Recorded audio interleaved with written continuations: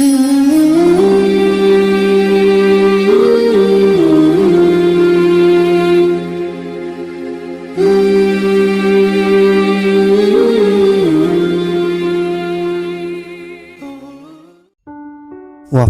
Syekh Abdul Hasan Asy-Syadzili. Setelah cukup lama beliau tinggal bersama Syekh, maka tibalah saat perpisahan antara guru dan murid.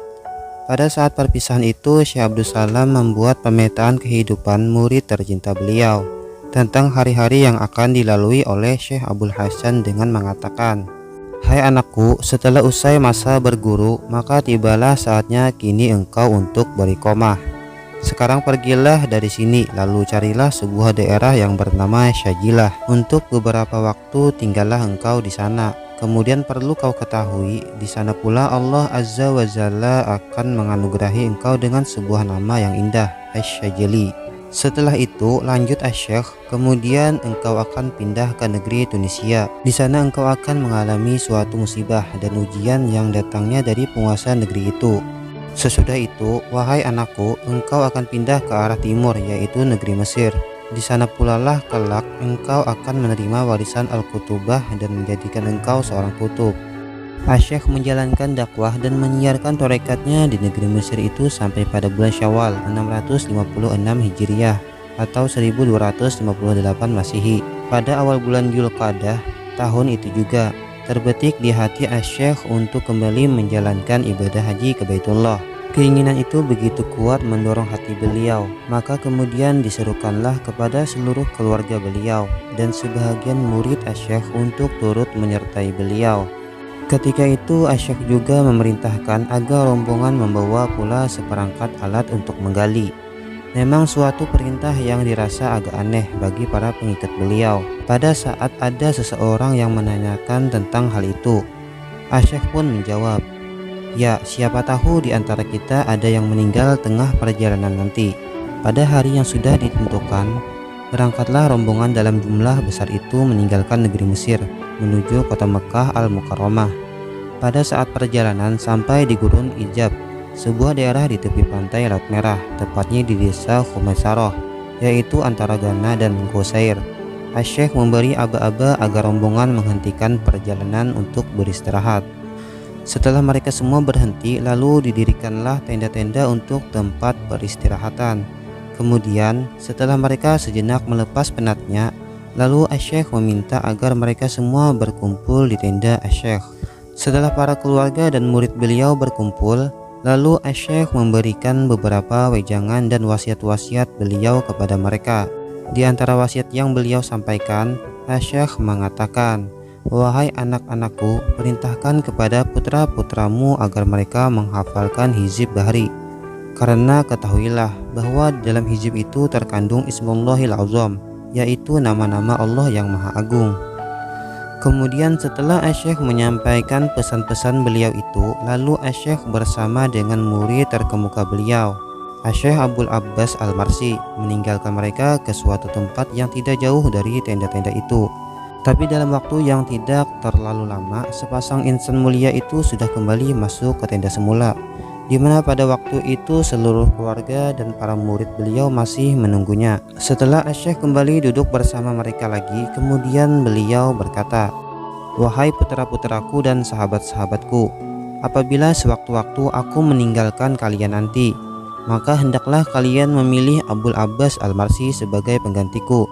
Karena ketahuilah bahwa dengan kehendak dan ridha Allah Subhanahu wa Ta'ala telah aku tetapkan dia untuk menjadi khalifah yang menggantikan aku setelah aku tiada nanti. Dia adalah penghuni maqam yang tertinggi di antara kalian, dan dia merupakan pintu gerbang bagi siapa saja yang menuju kepada Allah Subhanahu wa Ta'ala." Pada waktu antara maghrib dan isya, beliau tiba-tiba berkehendak untuk mengerjakan wudhu. Kemudian beliau memanggil Syekh Abu Abdullah Muhammad Syarafuddin radhiyallahu an, salah satu putra beliau. "Hai Muhammad, tempat itu." Syekh menunjuk ke sebuah timba agar engkau isi dengan air sumur itu. Di luar tenda memang terdapat sebuah sumur yang biasa diambil airnya oleh para kafilah yang melintas di daerah itu. Air sumur itu rasanya asin karena tempatnya memang tidak terlalu jauh dari tepi laut atau pantai.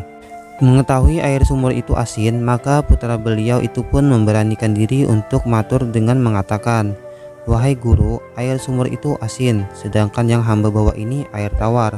Syekh Syarafuddin menawarkan kepada beliau air tawar yang sudah disiapkan dan memang sengaja dibawa sebagai bekal di perjalanan. Kemudian Syekh mengatakan, "Iya, aku mengerti, tapi ambilkan air sumur itu.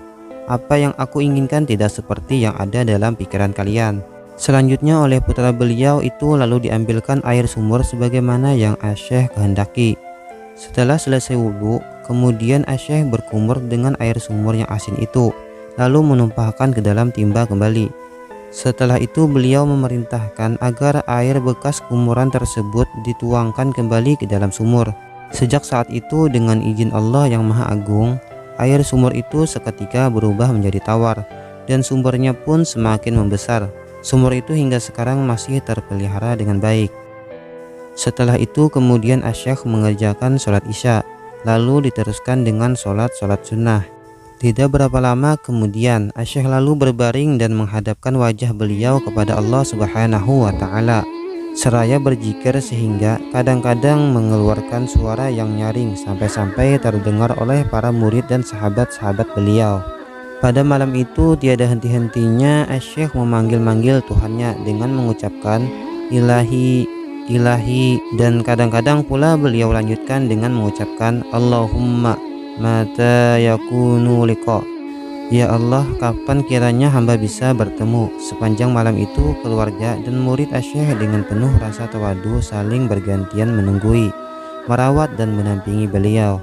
Ketika waktu sudah sampai di penghujung malam, yaitu menjelang terbitnya fajar, setelah Syekh sudah beberapa saat terdiam dan tidak mengeluarkan suara, maka mereka pun mengira bahwa Syekh sudah nyenyak tertidur pulas. Syekh Syarafuddin perlahan-lahan mendekati beliau, kemudian dengan cara yang amat halus, putra beliau itu lalu menggerak-gerakkan tubuh Syekh. Sedikit terkejut dan tertegun, Syekh Syarafuddin mendapatinya karena Syekh Al-Imam Al-Qutub radhiyallahu an ternyata sudah berpulang ke rahmatullah. Innalillahi wa inna ilaihi raji'un. Ketika itu beliau berusia 63 tahun, sama dengan usia Rasulullah Shallallahu Alaihi Wasallam.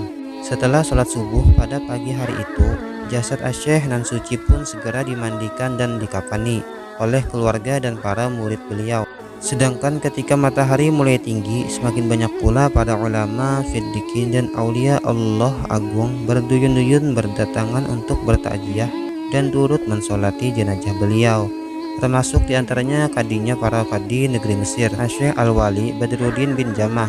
Hadir pula di antara mereka para pangeran dan pejabat kerajaan. Kehadiran para insan mulia dan pembesar-pembesar negara di tempat itu selain untuk memberikan penghormatan kepada sang Imam Agung. Wallahu a'lam.